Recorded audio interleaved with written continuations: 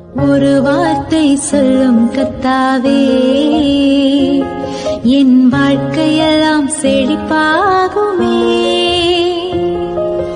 ஒரு வார்த்தை சொல்லும் கர்த்தாவே, என் வாழ்க்கையெல்லாம் செழிப்பாகுமே.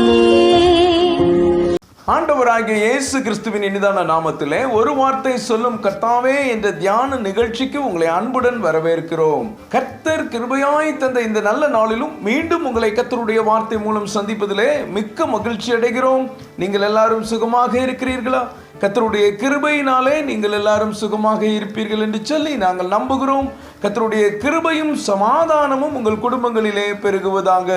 நேற்றைய தினத்திலே கேள்வி நேரத்தில் கலந்து கொண்டு பதில்களை அனுப்பி கொடுத்த அனைத்து கர்த்தருடைய பிள்ளைகளையும் இயேசு கிறிஸ்துவின் நாமத்திலே வாழ்த்துகிறோம்.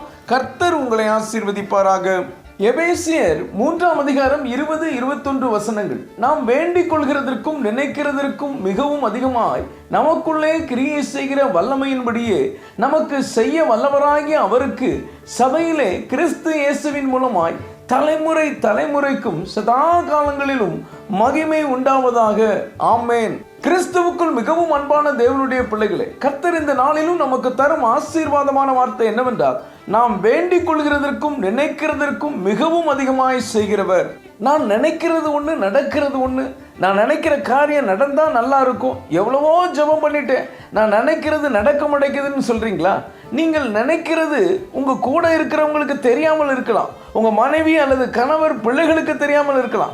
ஆனால் ஆண்டவராகிய இயேசு கிறிஸ்துவுக்கு தெரியும். சங்கீதம் 139 2ஆம் வசனத்திலே தாவீது ராஜா, என் உட்காருதலையும் என் எழுந்திருக்குதலையும் நீர் அறிந்திருக்கிறீர், என் நினைவுகளை தூரத்திலிருந்து அறிகிறீர் என்று சொல்லுகிறார். எனக்கு அன்பான தேவனுடைய பிள்ளைகளே, நான் நினைக்கிறது யாருக்கு தெரியும், யாருக்கு புரியும் என்று நினைக்காதீர்கள்.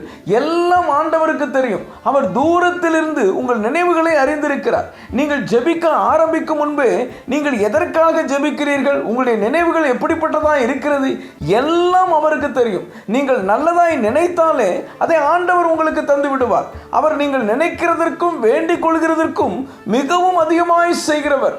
மத்தேயு 6ஆம் அதிகாரம் 8ஆம் வசனத்திலே ஆண்டவராகிய இயேசு கிறிஸ்து, அவர்களைப் போல நீங்கள் செய்யாதிருங்கள், உங்கள் பிதாவை நோக்கி நீங்கள் வேண்டிக் கொள்கிறதற்கு முன்னமே உங்களுக்கு என்னது தேவை என்று அவர் அறிந்திருக்கிறார் என்று சொல்லுகிறார். ஆம் கர்த்தருடைய பிள்ளைகளே, உங்களுடைய தேவைகளை குறித்து கவலைப்படாதிருங்கள். சரியான நேரத்தில் சரியானதை கர்த்தர் உங்களுக்கு தந்துள்ளார். அவர் தம்முடைய பிள்ளைகளை மிகவும் நேசிக்கிறார். இஸ்ரவேல் ஜனங்களை கர்த்தர் எவ்வளவு ஆச்சரியமாய் வழிநடத்தினார் பாருங்கள்.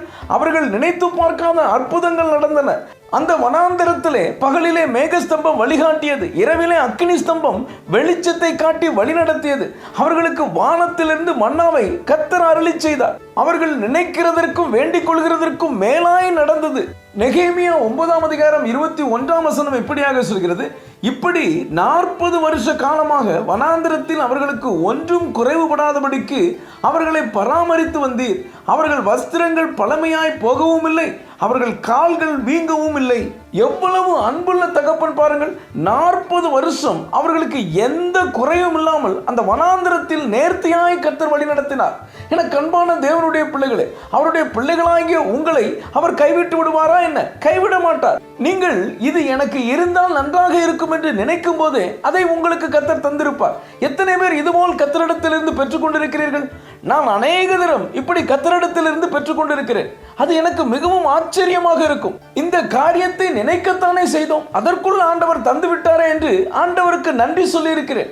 இன்றைக்கு உங்கள் வாழ்க்கையிலும் அப்படிப்பட்ட அற்புதங்கள் அதிசயங்கள் நடக்கும். நீங்கள் வேண்டிக் கொள்கிறதற்கும் நினைக்கிறதற்கும் மிகவும் அதிகமாய் கர்த்தர் உங்களுக்கு செய்வார். நம்புங்கள். ஜெபிப்போம். அன்பின் பரலோக பிதாவே, இந்த நல்ல நேரத்துக்காய் நன்றியோடு துதிக்கிறோம், ஸ்தோத்திரிக்கிறோம்.